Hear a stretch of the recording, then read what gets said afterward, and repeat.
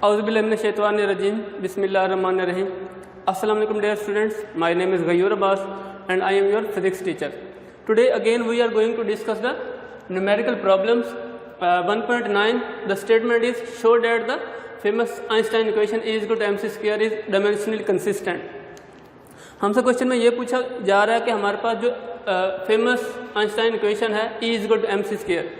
E is equal to M C square में हमारे पास क्या होता है कि आइंस्टाइन के मुताबिक जो एनर्जी है उसको मास में कन्वर्ट कर सकते हैं और मास को एनर्जी में भी कन्वर्ट कर सकते हैं. तो ये आपके पास एक फेमस आइंस्टाइन की इक्वेशन है, उसने प्रूव की थी. तो हमारे पास क्या किया, हमारे पास हमने जो प्रूव करना है वो डिमेंशनली कंसिस्टेंट से मुराद है कि क्या ये डिमेंशनली करेक्ट फार्मूला है कि नहीं है.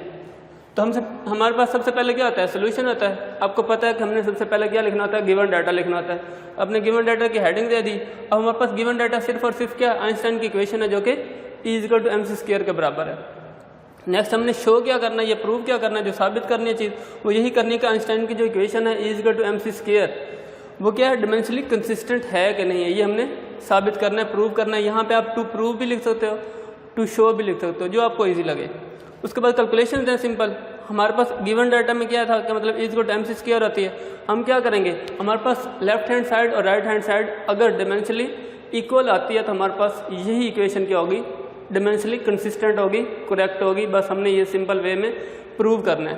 तो हमारे पास क्या हुआ, हम सबसे पहले क्या करते हैं कि लेफ्ट हैंड साइड जो इसकी डिमेंशन फाइंड करने की कोशिश करते हैं. आपको पता है एनर्जी क्या होती है, रेट ऑफ डूइंग वर्क के बराबर होती है, sorry ability of doing work, मतलब वो वर्क डन के ही बराबर होती है. तो is equal to W is equal to F into D. ये मैंने फार्मूलेशन कर दी ताकि हमें एनर्जी की डिमेंशन फाइंड करने में आसानी पैदा हो. उसके बाद हमने एनर्जी क्या मतलब डिमेंशन फाइंड करने के लिए फोर्स की हमने अलग से पुट कर दी डिमेंशन, जो कि बार बार रिपीट हो रही है फोर्स के लिए. तो ये आपको फिंगर टिप्स पे होना चाहिए, आपको डिमेंशन का पता होना चाहिए फोर्स की. एम ए टी इनवर्स के लिए हमारे पास फोर्स क्या आ जाएगी, और डी जो हमारे पास डिस्प्लेसमेंट होती है उसकी हमारे पास डिमेंशन होती है कैपिटल एल मतलब लेंथ. हम क्या करेंगे, इन दोनों को क्या करते हैं, लेंथ इंटू लेंथ स्क्वायर हो जाएगा. तो एक ही ब्रैकेट स्क्वायर ब्रैकेट्स के अंदर हम लिख देते हैं. तो ये आपके पास क्या आ गई, एनर्जी की डायमेंशन आ गई लेफ्ट हैंड साइड की. नेक्स्ट हमारे पास क्या है, अब हम क्या करते हैं, राइट हैंड साइड जो कि हमारे पास एम सी स्क्वायर के बराबर है वो हम टेक करते हैं. तो हमारे पास एम सी स्क्वायर किसके बराबर आ जाएगी, एम मास होता है जिसकी डायमेंशन आपको पता है एम के बराबर होती है. सी क्या आता है, स्पीड ऑफ लाइट होती है. स्पीड वेलोसिटी की डायमेंशन आपको पता है सेम ही होती है जो कि एल टी इनवर्स होती है. तो एल टी इनवर्स रख लिख दिया इसकी जगह, और बाहर हमारे पास स्क्वायर है तो ऊपर मैंने स्क्वायर लिख दिया. अब क्या हुआ, इसका हमने स्क्वायर ले लिया तो ये लेंथ का स्क्वायर हो जाएगा, टू इनवर्स का भी स्क्वायर हो गया. सेम ब्रैकेट में जब हम लिखेंगे तो ये हमारे पास हो जाएगा एम एल स्क्वायर और T inverse square. Equation B हमारे पास आ गई राइट हैंड साइड के लिए.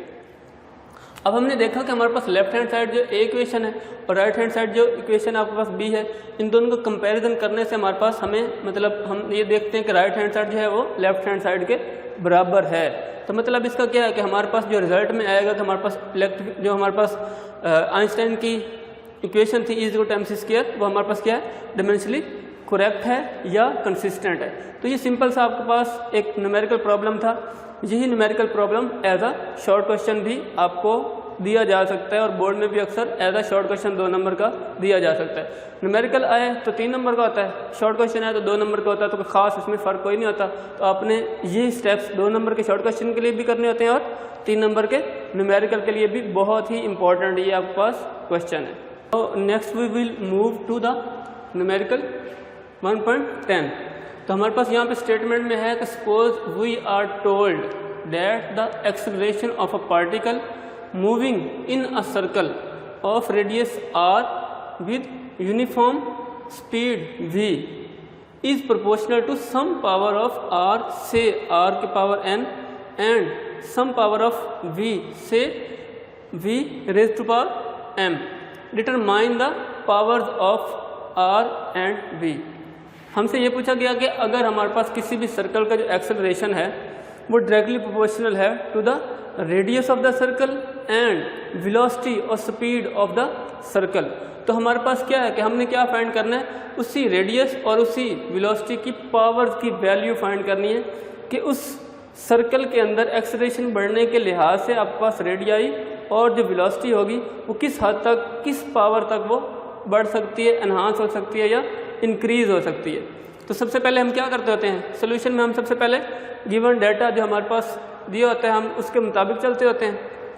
तो हमारे पास क्या गिवन है, simple radius of the circle जो कि हमारे पास r to some power n है। इसी तरह हमारे पास यूनिफॉर्म स्पीड गिवन है कि वो v टू पावर m है। हमने फाइंड क्या करना है, फाइंड हमने ये करना है कि हमारे पास पावर्स को फाइंड करना है, powers of v and r, जो कि हमारे पास ऊपर हैं, n हमारे पास है रेडियस के लिए और हमारे पास m पावर है वेलोसिटी के लिए। तो ये दो फैक्टर हमने इसमें फाइंड करने हैं, मालूम करने हैं।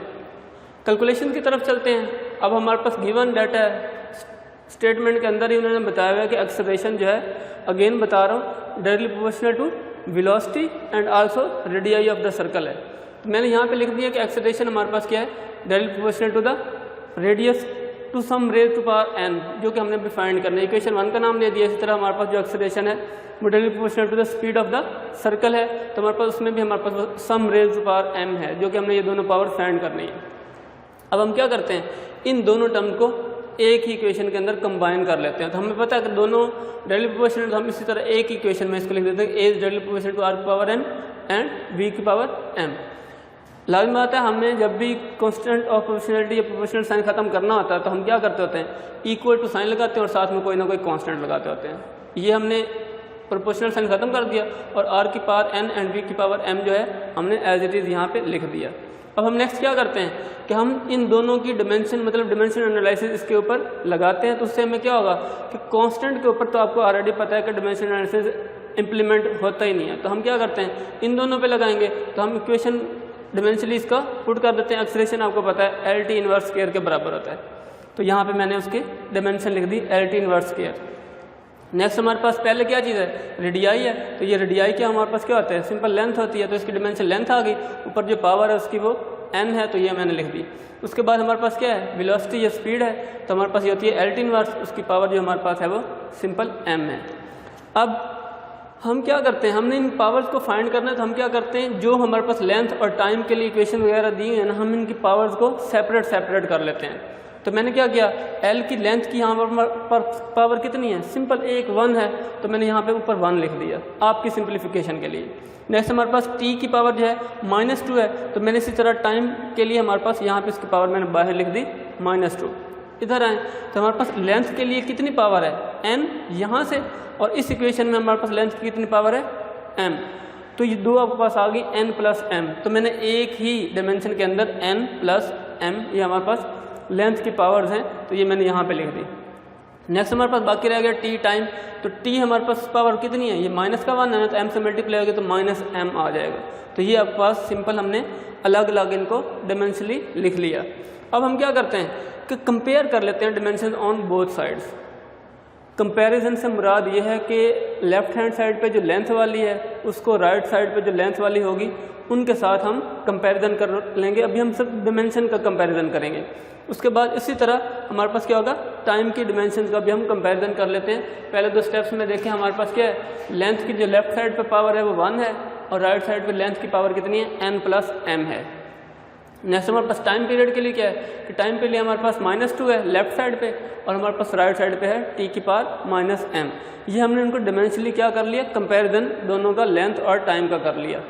अब हम क्या करते हैं, इनकी जो पावर्स है ना उनको इक्वेट कर लेते हैं, उनका कंपैरिजन करवा लेते हैं जस्ट पावर्स का।